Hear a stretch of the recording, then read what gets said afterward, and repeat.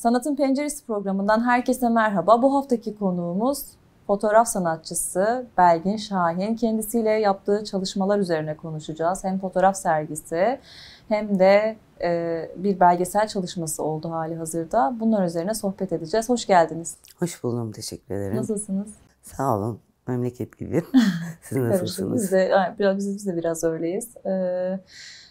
Biraz sohbetimizi aslında yolculuğunuzun nasıl başladığıyla biraz başlamak isteriz. Yani işte bu kamerayla olan ilişkiniz nasıl başladı? Tabii ki işte çalışmalarınız ve üretimleriniz var. Onlar üzerine de konuşacağız. Ama biraz o ilk atak nasıl oldu? İlk sizi ne itti bu aşka diyelim? Şöyle, ben çocukluğumdan beri aslında çok erken dönemden beri fotoğraf makinesiyle en azından hemhalim. İşte lise çağlarından diyeyim yani. O zamandan beri aslında bir şekilde işte koşturuyordum insanların peşinden fotoğraf çekmek için. Portre fotoğraflar çekmeye çalışıyordum. Yani filmle tabii analog makineler zamanından bahsediyorum. Sonrasında tabii dijital makineler çıkmaya başladı. Ben bir süre o analogdan dijitale geçiş sürecinde hiç makineyi elime almadım. Çünkü o dönüşümü kendi içimde aslında yapamadım. Bir şeyler değişiyordu ama o değişimi ben kendi içimde açıkçası yakalayamadım ve bir küsme mi diyeyim artık uzaklaşma mı diyeyim.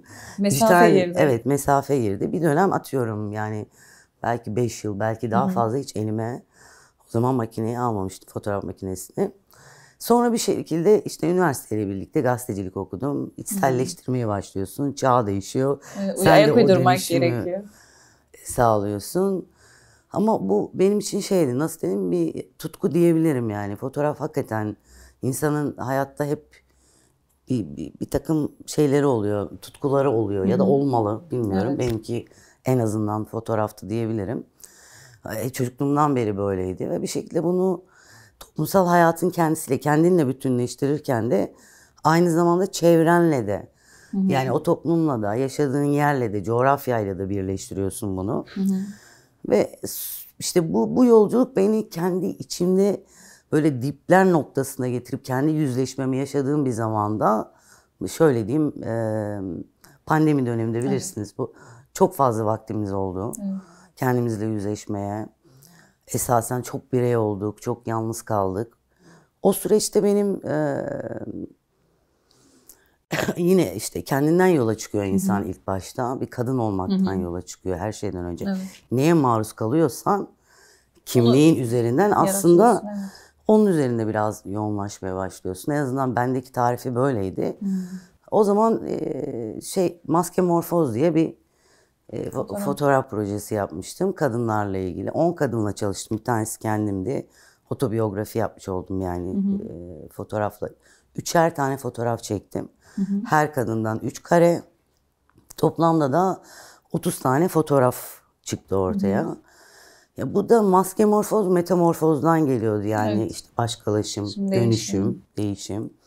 O zaman da hayatımızda biliyorsunuz maske çok fazlaydı. Evet, çok fazla hayatımızın içindeydi. Olduğu. Maske iki anlamda da düşünebilirsin. Bir hijyenik olarak kullandığımız, bir de taktığımız maskeler, ama oradaki amacı şuydu.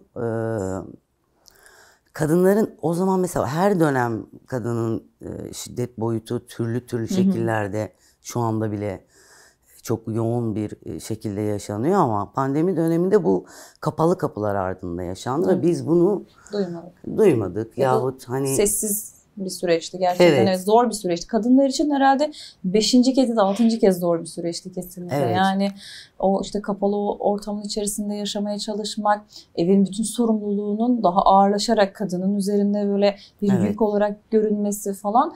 Bunlar gerçekten aslında pek konuşulmayan bir tarafıydı. Belki hani konuşulmuştur ama en azından mesela sanatçıyız günlük yaşantımızda ama eve tıkılıp kaldığımızda bütün isimlerimizin ya da kullandığımız etiketlerin, ön isimlerimizin çok hızlı yok olduğu, sadece kadın kimliğimizde ne yazık ki böyle baş başa kaldığımız bir alan. O da size biçtikleri aslında. O da biçilen. Başka bir, ama sizin bu süreç de iyi. Yani pandemide başka bir şey yaratmış olmanız aslında çok kıymetli. Keza yine birçok üretken kadın da aslında biraz ne yapabilirimi sorguladılar. İşte canlı yayınlar yapıldı, evlerde bir sürü şeyler yapıldı. Aslında sizin gibi bir sergiye dönüşmüş olması çok kıymetli bu anlamda. Kadınlarla buluştu bir de sergi. Biraz daha serginin hem içeriğinden de o işte kurduğunuz bağ da çok güzel. İşte o maskenin şeyini biraz daha detaylandırırsak aslında hoş olur. Şöyle devam edeyim o zaman. Yani bu bildiğimiz kadına yönelik o erk iktidarın yürütmüş olduğu her türlü şiddet boyutunu aslında ortaya koymak, dillendirmek. Bunu tabii kurgusal bir yöntemle dillendirmek. Yani maske mesela bu arada sansür de oldu. Şöyle pet olarak kullanılıyordu, sütyen olarak kullanılıyordu, saksı olarak kullanılıyordu. Yani hem kadın bedeni üzerine işte kedilerin atıyorum mama kabı olarak da kullanılıyordu.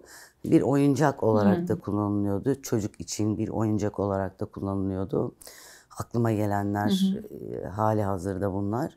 Yara yani ama bir şey yani şeyin toplamdaki 30 fotoğrafın içerisinde mesela yaşadığımız şey ne kadar kötü olursa olsun ya da ne kadar boyutu yüksek bir şey olursa olsun kan yok.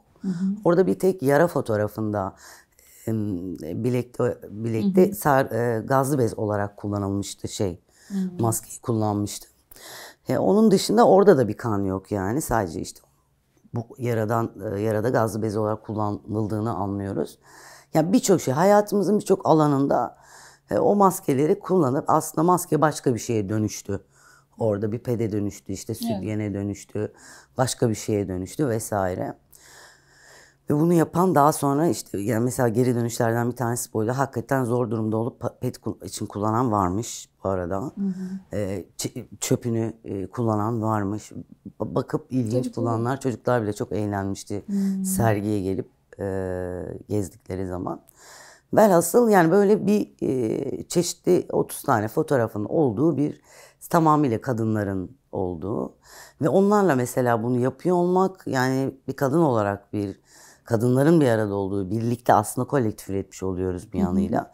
O fotoğrafı ben işte 5 dakikada çektim. Bir de pandemi dönemiydi. Şöyle söyleyeyim yasak döneminde yaptım ben bunun birçoğunu yani. Bir anlamda sokağa çıkmak yasak. Evet o dönemde işte böyle gizli kapaklı bir şekilde hani yapabildiğimiz kadarıyla. Sonrasında geldiği bir haftalık bir boşluk süreci vardı. Yani bir kısmı öyle söyleyeyim insanlar evindeydi sonuçta hani o psikolojideydi yani zaman geçmiş değildi. Dolayısıyla bu yanıyla da bence hani bir anlamıyla yerini bulduğunu umuyorum. Ya görünür kılmak, daha çok o dönemdeki o kapıları aralayabilmek amacıyla aslında işte 10 tane kadının bir araya gelip bir fikir üzerinden bir kurgu üretmesi ve üzerine şekillenmiş olması da çok kıymetli. Yani seyircisiyle buluşması, yani bir sergi haline dönüşüp aslında uzun bir sürede sergisi devam etti. Evet, birçok yerde sergilendi. İrsak'ta, Mekeme'de sergilendi. Beşiktaş'ta, Akatlar'da, Nazım Hikmet'te vesaire oldu sergiler. Peki yani tepkiler çok güzeldi. Farklı tepkiler var mı böyle aklınızda kalan? Yani aslında tuttum. Birçok şey var da şu an hatırıma gelen çocukların daha ilgisini çektiği böyle. Eğlenmişlerdi çocuklar mesela. Herkes kendinden bir şey bulabiliyordu. Özür dilerim. Sınıfsal farklılıkları olan insan da kendinden bir şey bulabiliyor. Çünkü öyle bir yanı var. O 30 fotoğrafın içerisinde atıyorum sınıfsal olarak yukarıda olan birinin yahut kültürel olarak bildiğimiz genel kültürün dışında daha az bir azınlık olan bir bireyi olmuş olsun. Yine de kendinden mutlaka işte hayvansever mesela atıyorum içinde kedi görüyor. İşte çocuk belki oyuncaktan kendini görüyor vesaire. Yani toplamda ya böyle geniş bir kitleye hitap ettiği için herkesin ben çok eğlendiğini de düşünüyorum aynı zamanda. Düşündüğünü ve eğlendiğini de düşünüyorum aynı zamanda. Elinize sağlık diyelim yeniden. Biz de emeğinize sağlık. 10 arkadaşın da sizin de. Biraz da aslında sonrasındaydı galiba. İşte sonrasındaydı. Bir çalışmanız oldu. Ötekilerin dayanışması. Bu da bir belgesel çalışması. İzleme fırsatı bulduk biz de. Ki Sanırım Şişli'de birçok yerde sergilendi ama ilk gösterimi, galası yapıldı 6 orada da. Nisan'da Şişli Nazım Hikmet'te yapıldı. Evet. Ama birazcık şey değil de belgeselin çekilme zamanlarını biraz konuşalım isterseniz. Şimdi de işte aslında 2. yılına doğru geliyoruz. Çok az bir zaman kaldı depremin. Belki işte her Şubat ayında hatırlanacak ama orada olmuş biri olarak, işte çekimler yapmış biri olarak çok da zor gerçekten. Hani biraz o zorlukları da yine konuşalım. Bir de aynı zamanda bütün bunları yaparken çok yıkımın olduğu bir yerde yeniden yine kadın olmak da ikinci kez bir zorluk muhtemelen barındırıyordur kendi içerisinde. Biraz onları konuşalım. Bu ötekilerin dayanışması fikri sizde hani deprem alanındayken mi oluştu? Yardım ediyordunuz da ben bunları çekmeli miyim dediniz. Nasıl çıktı? Ya şöyle, deprem aslında çok trajik bir durum da.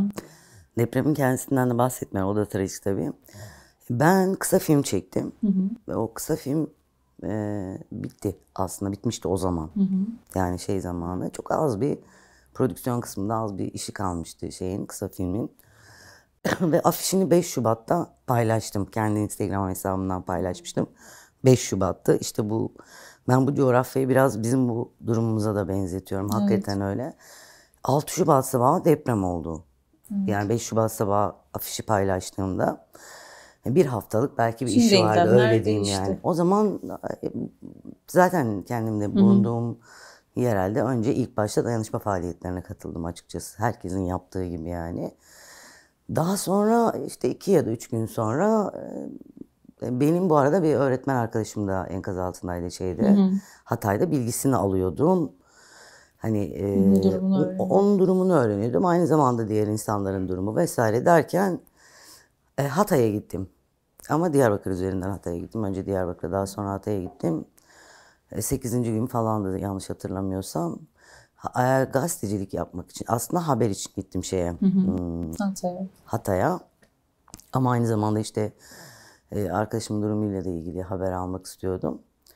Vesaire. Gittiğimde orada işte yani bunu bir iki belki programda söylemişimdir. Belki bir programda söylemişimdir. O görüntülerden sonra yani bölgeye gittikten sonra iyice merkezine Antakya'ya girdikten sonra işte gittim Asi Nehri'nin kenarına bir sigara içtim. Sonra o günde işte Arzu'nun ölüm haberi yani çıktı o gün. Aynı gün evet dostlar sağ olsun. Sonra orada karar verdim. Yani bu bunun bir anlamı var dedim. Bu yıkıcılığın, bu yaşadığımız şeyin bir anlamı var.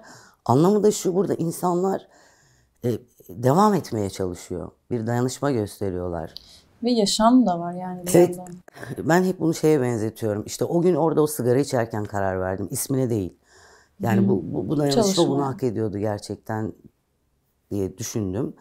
Çünkü bize de şöyle bir şey empoze edildi. Bence deprem dönemi ya medyanın yaptığı en büyük bence zaten kusurlu da en büyük kusurlarından bir tanesi bu tür afet süreçlerinde inanılmaz duygusal olarak insanları zor duruma sokacak şekilde, hatta onları yani sömürmektir bu. Evet. Görseli sömürmektir. İşte çocuğu izinsiz paylaşımların çok aslında sıkıntılı olduğu bir dönemde. O ister mi? Yani yıllar sonra kendini bu şekilde görmeyi o çocuk ister mi? Ya da o kadın o sırada çorba içmek için beklerken sen onu fotoğraflıyorsun. O ister mi onu görmeyi? Yani sen kendi yok oluşunun içindeki sefaletiyle yüzleşmek istemeyebilir. O onun tercihidir. Ve mahremi aslında bir yanıyla da. Mahremi aynı zamanda sen hiçbir şekilde gözetmeden bunu yapıyorsun. Bir de bence asıl kelime buydu yani çaresizlikti. Çünkü burada televizyonda oturup izleyen de aynı çaresizliği hissetti. Çünkü bakıyor ve bir şey yapamıyor. Evet. Orada olan da bakıyor işte bu fotoğrafların bu kadar işte ödül alan fotoğraflar da vardı biliyorsunuz. Kansız, gözyaşsız ama siz onu hissediyorsunuz gerçekten. Anı bütünüyle anlatan. Ya bunların orada duran da çaresiz yani elini tutmuş olup bekleyen de çaresiz. Çünkü ona karşı bir üretilen çözüm yok. Özcesi yani o süreçte orada karar verdiğim bir şeydi belgesel. Haber için gittim. Hatta haber yaptım da devam da ettim belgeseli çekerken haber de yaptım yani. Sonra ismine baktım İsmini yani bir ya da ikinci röportajdan sonra karar verdim. Ya bunların hepsi öteki. Yani buranın ötekisi Alevi, işte Arap, Süryani, Ermeni. Buranın Adıyaman'a da gittim sonrasında. Kürt. Bunlar öteki. Gelenlere bakıyorsun. Onlar da öteki aslında. Yani ilk gelenlerden bahsediyorum. İlk dayanışma için oraya gidenlerin hepsi aslında coğrafyanın ötekisiydi. Yani bir anlamda ötekinin ötekiyle dayanışmasıydı. İşte Kürt Arap'la, Arap atıyorum Süryani ile, öbürü Berikiyle vesaire, böyle bir dayanışma içine girdi. Ve bunu bence gerçekten o insanlar yaptı. Yani o dayanışma için oraya giden insanlar yaptı. İsmi de sonrasında olgunlaştı yani ötekilerin. Aslında kendi kendine karar vermiş bir nevi. Evet, aslında öyle. Çünkü o kavramı tabii kullananlar da oldu içerisinde. Ama yoğunlaşma seni oraya götürüyor. Görüyorsun yani. Evet. Biz enkaz altından çıkmak istemeyenleri biliyoruz yani, Arap olduğu için, Arapça konuştuğu için, başka bir dil. Ses vermekten korktuğu için. Vesaire. Şeyler ya hani hemen bir ırkçılık üzerinden bir... İnsanlar bir süre şey olmuştu yani. 3-4 kişi hakikaten bir arada işte ne bileyim lavaboya gitmek ya da bir şey yapmak. Tuvalet de yok da yani işte bir alana, güvenli bir yere gitmek vesaire gibi böyle şeyler olmuş. Çünkü bu durumu körüklediler yani. Evet. Bu da orada gerçekten yaşanan durumlardan aslında belki çok basına sızmayan şeylerden biriydi. Evet. Çünkü ama ekarte edildi o yani. Hani sönümlendi ama o kıymetliydi işte. Orada var olmak yani. aslında işte ötekilerin belki orada var olma inisiyatifi. Aslında bunun da bir nevi önüne geçmesi içindi de. Yani dediğiniz şey çok kıymetli bu noktada. Çünkü baktığımızda gerçekten aslında medyanın da burada işte özellikle işte popüler kültürün medyasına baktığımızda hiçbir şekilde aslında gerçekleri yine yansıtmadığını oradakiler olarak tanık olduk aslında. İşte biz de orada ilk birkaç günün içerisinde gitmeye çalıştık ve orada aslında kendi gözlemlerimizi biz de orada tanık olmuştuk. Birçok sanatçı gibi. Peki sonrasında mesela belgesel işte bitti. Seyircisiyle yine karşılaştı, izlendi. Keza bu sefer aslında belgeselin içerisinde konuşanlar da kendini izleme fırsatı buldu. Yer oldu evet onlardan. Yani aslında muhtemelen gerçekten böyle nasıl dönüşler aldı özellikle çünkü hani kendilerinden dinlemek de çok kıymetli belki de aslında gerçeği yine oradaki muhatapları aslında bunların cevaplarını verdi belgeselde de neler hissettiklerini, neler yaşadıklarını. Bu noktada aslında çok bir iş diyemeyeceğim aslında, çok kıymetli bir çalışma belki de. Çünkü çıkmadı oradan öyle bir çalışma baktığımızda. Bildiğim kadarıyla evet, duyulmadı ya da o dönemde. Yani bu çok aslında bu yanıyla kıymetli. Çünkü herkesin bir el uzattığı bir yerde. Şu an aslında bunun böyle bir arşiv olarak kalmış olması aslında bu noktada çok değerli. Elinize sağlık bu çalışma için de ayrıca. Ya şöyle diyebilirim, yani orada işte 19 tane yaklaşık birey ve kurum var. 15'e yakında da yanlış hatırlamıyorsam kurum var ama işte bireyler de var, bir şekilde kendi şeyleriyle gitmişler, inisiyatifleriyle bir kurumlar vasıtasıyla. Ya ben tam olarak bu kayıt aynı zamanda bir kanıttır tabii onların söylemi. Belgeselin başında şöyle bir şey var ya, işte bu filmde devlet yok. Aslında işte tam da bunu ben söylemiyorum bu arada. Bunu oradaki konuşan da söylüyor, yaşayan da söylüyor, depremzede de söylüyor yani. Bu gerçekten bu filmde devlet var desen komik olurdu yani. O yüzden ben başına bunu koymaya uygun gördüm. Hakikaten bu filmde devlet yok. Yok çünkü. Şeyde diyor ya Tülay Hatımoğulları, çok böyle bastıra bastıra devlet yoktu diye. Oraya giden herkesin, bence siz dahil hepimizin gözlemlediği bir şeydi. Bu yoktu. 3. gün, 4. gün, kimi yerlerde 5. gün. Adıyaman'da yok. Özellikle yoktu. Ötekilerin dayanışması bir belge niteliğindedir. Ben de çıkış amacı olarak bunu zaten gördüğüm için aynı zamanda bir kayıttır.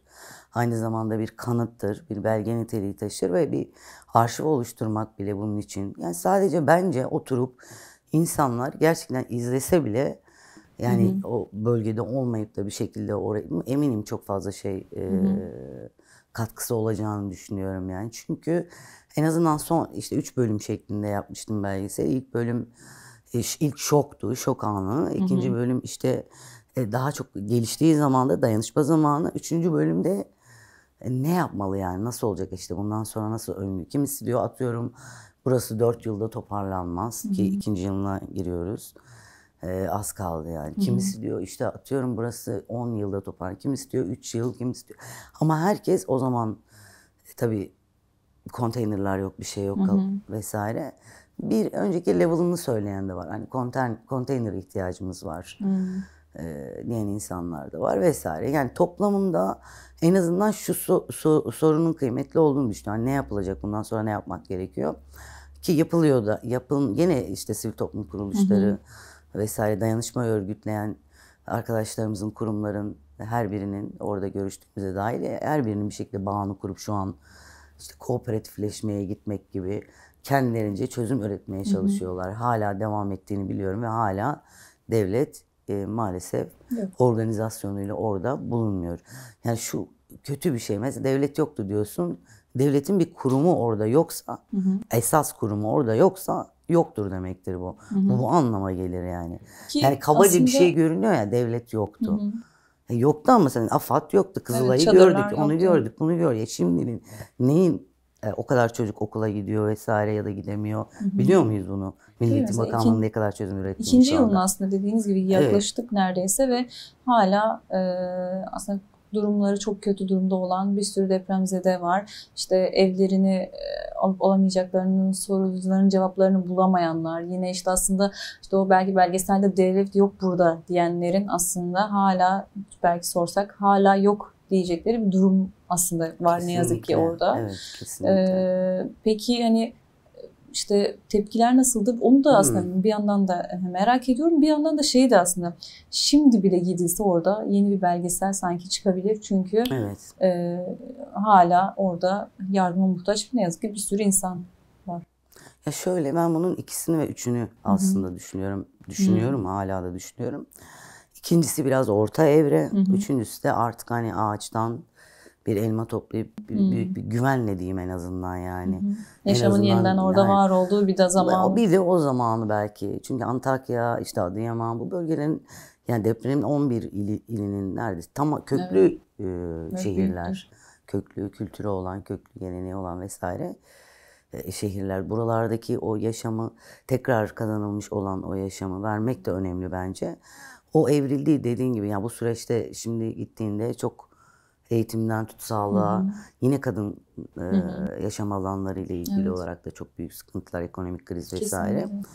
Dolayısıyla da hani şey kıymetli, hani bunun devamını getirmek önemli.